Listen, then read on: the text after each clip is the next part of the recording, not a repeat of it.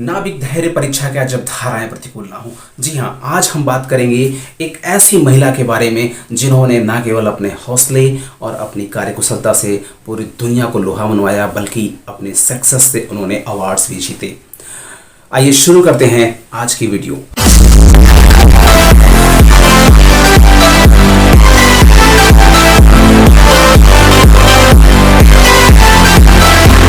एक ऐसी महिला जिनका जन्म उत्तर प्रदेश में होता है और उनका बचपन बीतता है महाराष्ट्र में, और फिर उनके दाम्पत्य जीवन की शुरुआत होती है मध्य प्रदेश के एक शहर भोपाल से।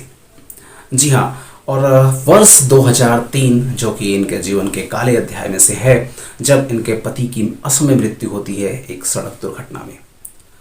उस समय इनके सामने चैलेंज होता है इनके 2 बच्चों के पालन पोषण का, एक 12 साल की बेटी और 8 साल का बेटा। उस समय ये परिस्थितियों से घबराती नहीं है और फिर लोहा लेती हैं अपने जीवन के संघर्ष से, और सफलता की एक नई कहानी से हम और आप रूबरू होते हैं। काबिलियत इनकी इतनी थी कि इनके पास वकालत की भी डिग्री थी, इन्होंने ब्यूटिशियन का भी सर्टिफिकेट ले रखा था, और साथ ही साथ न केवल हिंदी बल्कि अंग्रेजी, मराठी, तमिल और गुजराती भाषाओं पर इनकी मजबूत पकड़ थी। ये न केवल उन्हें समझ पाती थी बल्कि उन्हें बोलती भी थी। ऐसे समय में जब इन्हें आजीविका का संकट खड़ा होता है, ये सबसे पहले अपना हाथ आजमाती हैं वकालत में, लेकिन वकालत में इतनी सफलता नहीं मिल पाती है क्योंकि शुरुआती दिनों में क्लाइंट्स इनके पास नहीं होते हैं, और तब आजीविका के लिए ये फिर से शिफ्ट होती हैं बुटीक पर, और एक बुटीक पर ये काम भी करती हैं, लेकिन वहाँ पर भी इनकी आमदनी इतनी नहीं हो पाती है कि सुचारू रूप से अपना घर चला सके, अपने बच्चों का पालन पोषण कर सकें। और उसी समय एक ऐसी घटना होती है जो इनके पति, जो कि पेशे से वकील थे, उनकी ट्रांसपोर्ट की कंपनी थी, उनका ट्रक, इनका ड्राइवर हैदराबाद में लावारिस छोड़ करके भाग जाता है। और उस समय ये डिसीजन लेती हैं, एक निर्णय करती हैं कि मैं इस कंपनी को फिर से खड़ा करूंगी। उस ट्रांसपोर्ट कंपनी को ये अपने नाम करवाती हैं, और वहीं से सफ़र शुरू होता है इनके जीवन के एक नए अध्याय का, एक नए चैलेंज का, एक नए दौर का, जिससे पूरी दुनिया वाकिफ होती है कुछ समय बाद। और वर्ष 2013 में महिंद्रा कंपनी, जो कि भारत में मोटर निर्माण में एक बहुत बड़ी कंपनी है, उसने इनको इंट्रोड्यूस किया और इन्हें महिंद्रा ट्रांसपोर्ट एक्सेलेंस अवार्ड से, और साथ ही साथ एक महिंद्रा ट्रक के साथ इनको सम्मानित किया।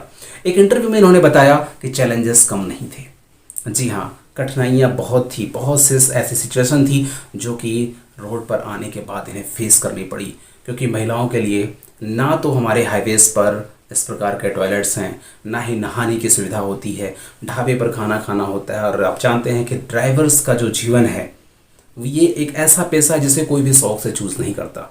इसका चयन लोग सिर्फ और सिर्फ आजीविका चलाने के लिए करते हैं, और साथ ही साथ ये पेशा हमेशा से ही पुरुष प्रधान रहा है। यहाँ हम बात कर रहे हैं योगिता रघुवंशी जी की, जो कि भारत की पहली महिला ट्रक ड्राइवर हैं, और जो कि एक 10 टायरा ट्रक से इन्होंने ट्रक चलाना स्टार्ट किया, और इसके बाद इन्होंने कभी पीछे मुड़ करके नहीं देखा। जी हाँ, कश्मीर टू कन्याकुमारी, यानी कश्मीर से कन्याकुमारी, ये एक नारी जो सब पर भारी, और इन्होंने उसके बाद भोपाल से निकल करके पूरे देश का शायद ही कोई ऐसा हाईवे बचा हो जिस पर इन्होंने अपनी ट्रक ना दौड़ाई हो। हौसलों की चट्टान के सामने मुश्किलों के पहाड़ भी ढह जाते हैं, ऐसा इन्होंने साबित किया अपने काम से।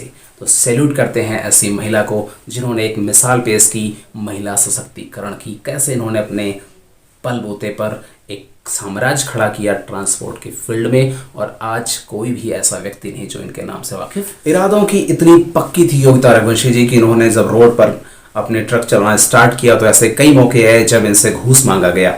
इन्होंने कभी भी घूस नहीं दिया, और उन्होंने कहा कि मैं सारे पेपर्स कंप्लीट रखूंगी, ऐसी कोई गलती नहीं करूंगी और कभी भी घूस नहीं दूंगी।